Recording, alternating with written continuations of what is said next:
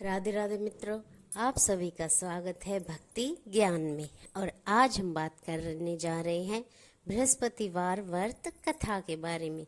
बृहस्पतिवार कहिए, गुरुवार कहिए या वीरवार कहिए, आप जो भी आपकी मर्जी वो कह सकते हैं।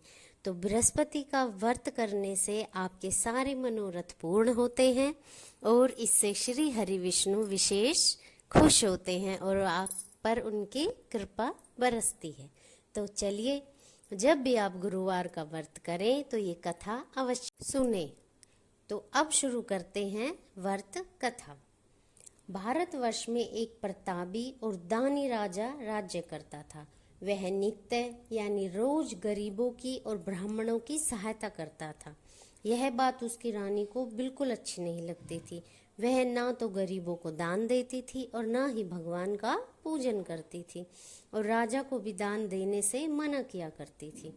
एक दिन राजा शिकार खेलने वन को गए हुए थे तो रानी महल में अकेली थी। उसी समय बृहस्पति देव साधु वेश में राजा के महल में भिक्षा लेने के लिए गए और भिक्षा मांगी। रानी ने भिक्षा देने से इनकार किया और कहा कि हे साधु महाराज, मैं तो इस दान पुण्य से तंग आ गई हूँ। मेरा पति सारा धन लुटाते रहते हैं और मेरी इच्छा है कि हमारा सारा धन नष्ट हो जाए। ना बजेगा बांस और ना बजेगी बांसुरी, ना रहेगा बांस और ना बजेगी बांसुरी। साधु ने कहा, देवी तुम तो बड़ी विचित्र हो। धन और संतान तो सभी चाहते हैं, पुत्र और लक्ष्मी तो पापी के घर में भी होने चाहिए। यदि तुम्हारे पास अधिक धन है तो भूखों को भोजन दो, प्यासों को पानी पिलाओ, प्याहू बनवाओ और मुसाफिरों के लिए धर्मशालाएं खुलवाओ। जो निर्धन है वो अपनी कन्याओं का, कुंवारी कन्याओं का विवाह नहीं कर सकते, उनका विवाह करा दो। ऐसे और कई काम हैं जिनसे तुम सबकी सहायता कर सकती हो और तुम्हारा जो यश है, मान सम्मान है, वो लोक परलोक में फैलेगा। परंतु रानी पर उपदेश का कोई प्रभाव नहीं हुआ। वह बोली, हे महाराज, आप मुझे कोई भाषण ना दीजिए, मुझे कोई प्रवचन नहीं सुनना। मैं ऐसा धन नहीं चाहती और हर जगह बांटती फिरूं, मैं ऐसा नहीं कर सकती। साधु ने उत्तर दिया, यदि तुम्हारी ऐसी इच्छा है तो तथास्तु। तुम ऐसा करना कि बृहस्पतिवार को घर लीपकर पीली मिट्टी से अपना सिर धोकर स्नान करना, भट्टी चढ़ाकर कपड़े धोना और घर लीपना। ऐसा करने से आपका सारा धन नष्ट हो जाएगा। इतना कहकर वह साधु महाराज वहां से अलोप हो गए। साधु के अनुसार कही बातों को पूरा करते हुए रानी को केवल 3 बृहस्पतिवार हुए थे कि उसकी समस्त धन संपत्ति नष्ट हो गई और भोजन के लिए राजा का परिवार तरसने लगा। तब एक दिन राजा ने रानी से कहा कि हे रानी, तुम यहीं रहो, मैं दूसरे देश जाता हूँ, क्योंकि यहाँ मुझे सब जानते हैं, इसलिए मैं कोई छोटा कार्य नहीं कर सकता। ऐसा कहकर राजा परदेश चला गया। वहाँ वह जंगल से लकड़ी काट कर लाता और शहर में बेचता। इस तरह वह अपना जीवन व्यतीत करने लगा। इधर राजा के परदेश जाते ही रानी और उसकी दासी दुखी रहने लगी। एक बार जब रानी और दासी को 7 दिन तक बिना भोजन के रहना पड़ा तो रानी ने अपनी दासी से कहा कि हे दासी, पास ही के नगर में मेरी बहन रहती है, वह बड़ी धनवान है, तू उसके पास जा और कुछ ले आ ताकि थोड़ा गुजर बसर हो जाए। दासी रानी की बहन के पास गई। उस दिन गुरुवार था और रानी की बहन उस समय बृहस्पतिवार व्रत की कथा सुन रही थी।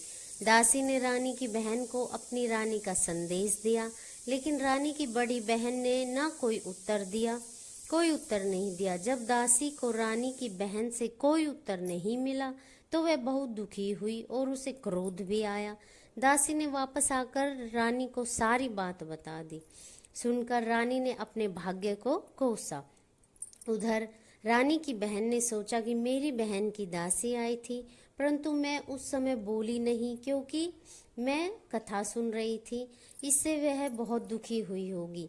कथा सुनकर और पूजन समाप्त करके वह अपनी बहन के घर आई और कहने लगी कि हे बहन, मैं बृहस्पतिवार का व्रत कर रही थी। तुम्हारी दासी मेरे घर आई थी, परंतु जब मैं कथा हो रही थी इसलिए सुन रही थी, और तब ना तो उठते हैं और ना ही बोलते हैं, इसलिए मैं नहीं बोली। कहो अब बताओ कि तुम्हारी दासी क्यों आई थी। रानी बोली, बहन तुमसे क्या छिपाऊं, हमारे घर में खाने तक को अनाज नहीं था। ऐसा कहते कहते रानी की आंखें भर आई। उसने दासी समेत पिछले 7 दिनों से भूखे रहने तक की बात अपनी बहन को विस्तार से बताई। रानी की बहन बोली, हे बहन, भगवान बृहस्पति देव सबकी मनोकामना पूर्ण करते हैं। देखो, शायद तुम्हारे घर में अनाज रखा हो। पहले तो रानी को विश्वास नहीं हुआ, पर बहन के आग्रह करने पर उसने अपनी दासी को अंदर भेजा तो उसे सचमुच अनाज से भरा एक घड़ा मिल गया। वह देखकर दासी को बड़ी हैरानी हुई। दासी रानी से कहने लगी, हे रानी, जब हमको भोजन नहीं मिलता था तो हम व्रत ही तो करते थे, इसलिए क्यों न इनसे व्रत की कथा और विधि पूछ ली जाए ताकि हम भी व्रत कर सके। तब रानी ने अपनी बहन से बृहस्पतिवार व्रत करने के बारे में पूछा कि इसकी विधि क्या है। उसकी बहन ने बताया, बृहस्पतिवार के व्रत में चने की दाल और मुनक्का से विष्णु भगवान का केले की जड़ में पूजन करें तथा दीपक जलाए, व्रत कथा सुने और पीला ही भोजन करें। इससे बृहस्पति देव प्रसन्न होते हैं। व्रत और पूजन विधि बताकर रानी की बहन अपने घर लौट गई। 7 दिन के बाद जब गुरुवार आया तो रानी और उसकी दासी ने व्रत रखा। गुड़साल में जाकर चना और गुड़ लेकर आए, फिर उससे केले की जड़ तथा भगवान विष्णु का पूजन किया। अब पीला भोजन कहाँ से आए, इस बात को लेकर दोनों दुखी थे। चूंकि उन्होंने व्रत रखा था इसलिए बृहस्पति देव उनसे प्रसन्न थे, इसलिए वो एक साधारण व्यक्ति का रूप धारण करके 2 थालों में सुंदर पीला भोजन दासी को दे गए। भोजन पाकर दासी प्रसन्न हुई और फिर रानी के साथ मिलकर भोजन ग्रहण किया। उसके बाद वे सभी गुरुवार को व्रत करते और पूजन करते। बृहस्पति भगवान की कृपा से उनके पास फिर से धन संपत्ति आ गई, परंतु रानी फिर से पहले की तरह आलस्य करने लगी।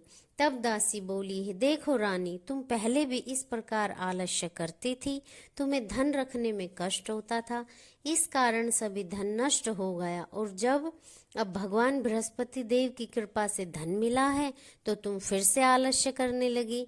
तो रानी को समझाते हुए दासी कहती है कि बड़ी मुसीबतों के बाद हमने यह धन पाया है, इसलिए हमें दान पुण्य करना चाहिए और भूखे मनुष्यों को भोजन कराना चाहिए और धन को शुभ कार्यों में खर्च करना चाहिए, जिससे तुम्हारे कुल का यश बढ़ेगा, स्वर्ग की प्राप्ति होगी और पितृ प्रसन्न होंगे। दासी की बात मानकर रानी अपना धन शुभ कार्यों में खर्च करने लगी, जिससे पूरे नगर में उनका यश फैलने लगा। बृहस्पतिवार व्रत कथा के बाद श्रद्धा के साथ आरती की जानी चाहिए और इसके बाद प्रसाद बांटकर सबको ग्रहण करना चाहिए। एक दिन राजा दुखी होकर जंगल में एक पेड़ के नीचे आसन जमा कर बैठ गया। वह अपनी दशा को याद करके व्याकुल होने लगा। बृहस्पतिवार का दिन था। एकाएक उसने देखा कि निर्जन वन में एक साधु प्रकट हुए। वह साधु वेश में स्वयं बृहस्पति देवता थे। लकड़हारे के सामने आकर बोले, हे लकड़हारे, इस सुनसान जंगल में तू चिंता मग्न क्यों बैठा है। लकड़हारे ने दोनों हाथ जोड़कर प्रणाम किया और उत्तर दिया, महात्मा जी, आप सब कुछ जानते हैं, मैं क्या कहूँ। यह कहकर रोने लगा और साधु को अपनी आत्मकथा सुनाई।